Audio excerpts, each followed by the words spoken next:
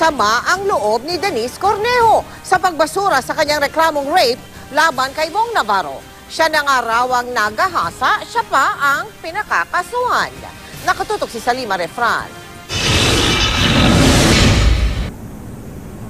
Mel, handa ngang harapin ni Denise Cornejo ang kaso nga isasampa laban sa kanya ng aktor na si Bong Navarro. Pero higit dito ay ikinadismaya ng dalaga yung pagkakabasura ng Department of Justice sa reklamo niyang rape laban sa aktor.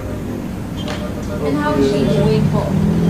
Masama ang loob ni Denise Cornejo ng eksklusibong makausap ng GMA News sa telepono matapos lumabas nga ang resolusyon ng DOJ. Ayon kay Cornejo, siya na raw ang nagahasa at nilapastangan noong January 17 at 22 sa mismong condominium unit niya sa Taguig. Siya pa ang masama ngayon at pinapakasuhan. Giit niya, 2 beses siyang ginahasa ni Navarro. Anya, Diyos daw ang kanyang saksi. Hindi pa raw nakikita ni Denise ang resolusyon pero ngayon pa lang ay sinasabi niyang hindi raw ito patas. Halatang pinapanigan raw ng DOJ si Navarro. Gayunman, ilalaban daw niya ang kaso. Tumanggi ng humarap sa kamera si Cornejo sa tindi ng pagkakadismaya. Ang kanyang tagapagsalita na si Attorney Axel Gonzalez sinabing haharapin ni Cornejo ang serious illegal detention charge. Wala raw itong balak magtago.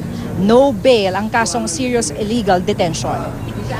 Ako na na-rape, ako na na-perjudice ko, ako na nagpalampas, tapos ako pa ang kakasuhan. Napaka-unfair talaga sa part ko at sa part ng pamilya ko. God is watching God is my witness talaga.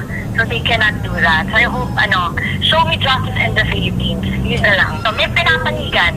Halatang may pinapanigan. Dinudurog yung namin, yung pagkatao namin, tsaka yung paninindigan namin. Masyadong ayun, wala talaga nakakadismaya, nakakalungkod,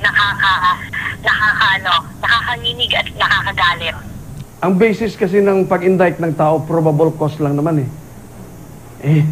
pag probable cause, may probability tama, may probability mali, 50-50 yan She's still waiting for instruction from the